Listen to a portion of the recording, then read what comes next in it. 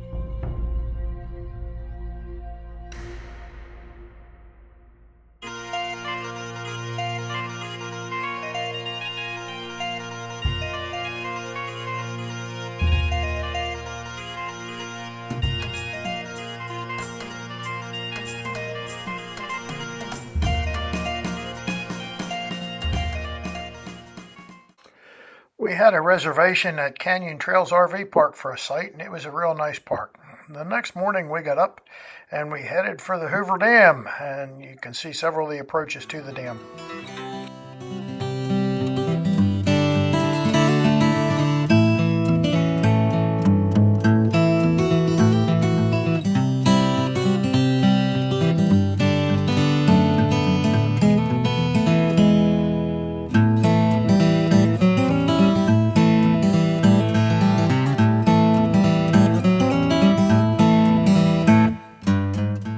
In order to tour the Hoover Dam, you must go through security. And as we approached the security gate here, we weren't sure what to expect, but we soon found out they were really concerned about guns.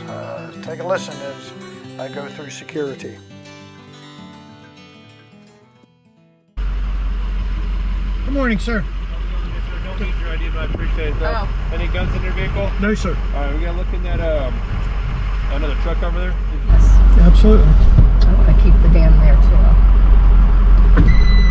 I need to shut it off and unlock it, sir, in the back. Before we continue, any guns on board? No, sir. All right, you mind just stepping out then? Absolutely. What? I was going to say, does he want me out too? We're good. Good to go.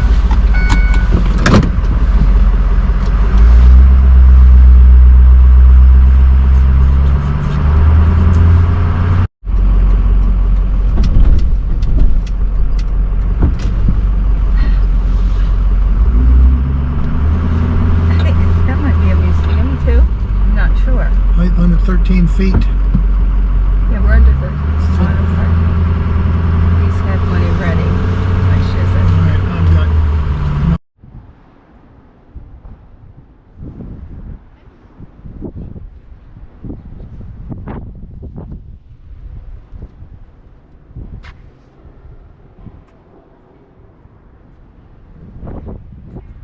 Should be going to.